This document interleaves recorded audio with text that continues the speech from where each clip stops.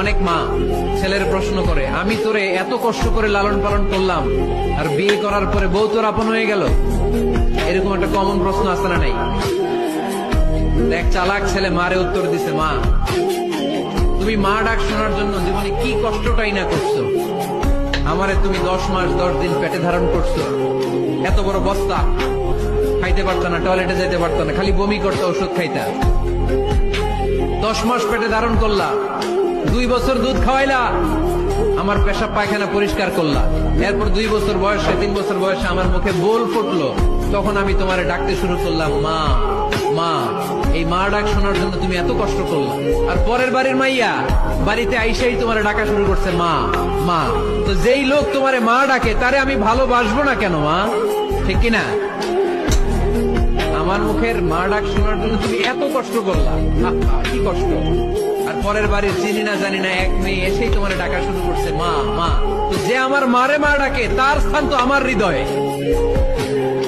ঠিক কিনা? প্রথমে শাশুড়ি আম্মারা শোনেন, মহিলা প্যান্ডেলের শাশুড়িরা,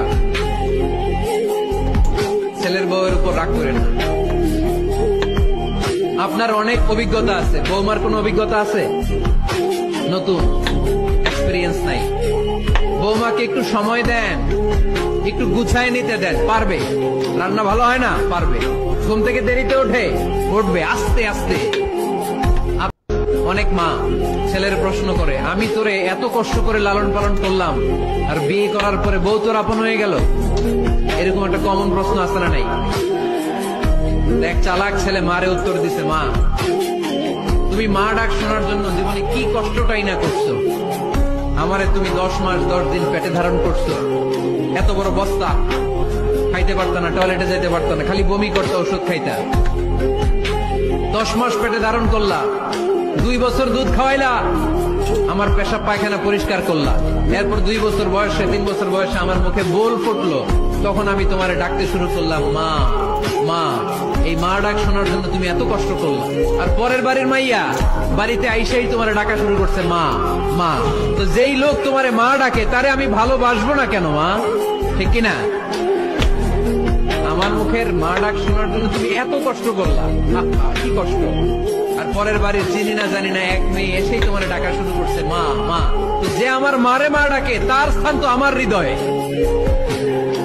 ঠিক কিনা? প্রথমে শাশুড়ি আম্মারা শোনেন, মহিলা প্যান্ডেলের শাশুড়িরা,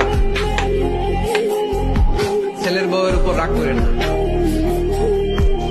আপনার অনেক অভিজ্ঞতা আছে, বৌমার কোন অভিজ্ঞতা আছে?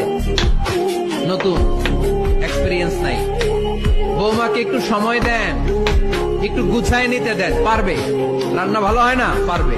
ঘুম থেকে দেরিতে উঠবে আস্তে আস্তে। না রে দাদা, বাবা মায়ের সম্পত্তির উপর শুধু তোর অধিকার, ওটা নিতে বলে আমাকে ছোট করিস না। ঠিক আছে, রাখ। বাবা মায়ের সম্পত্তি কোন অধিকারে নেব বলুন তো? বাবা মা আজ থেকে 12 বছর আগে আমার বিয়ে দিয়ে দিয়েছে তাদের রোজগারের অর্ধেকের বেশি দিয়ে। আজকের ডেটে সেই টাকার মূল্যে কোনো দামই নেই।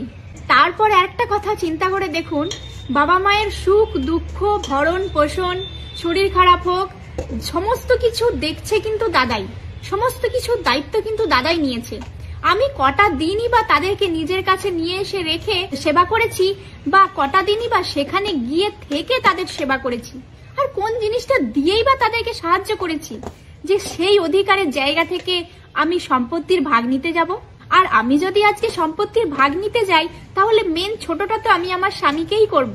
তার কারণ তারা তো ভাবতেই পারে এত ভালো ছেলে দেখে আমরা বিয়ে দিয়েছি, সেই জামাইয়েরও শ্বশুরের। খুব ছোটবেলা থেকে আমার একটা অভ্যেস, অল্প আঘাতে আমি ভীষণ কষ্ট পাই। কেউ আমার সাথে খানিকটা খারাপ আচরণ করলে আমার ভীষণ খারাপ লাগে, আবার কেউ আমার সাথে একটু ভালো আচরণ করলে আমি ভীষণ খুশি হই। কেউ আমাকে খানিকটা প্রায়োরিটি দিলেই তার প্রতি আমার ভীষণ ভালোবাসা কাজ করে। আমি যেমন খুব ছোট্ট কিছুতেই ভীষণ কষ্ট পাই, তেমনি খুব ছোট্ট কিছুতে খুব আনন্দিত হয়ে উঠি।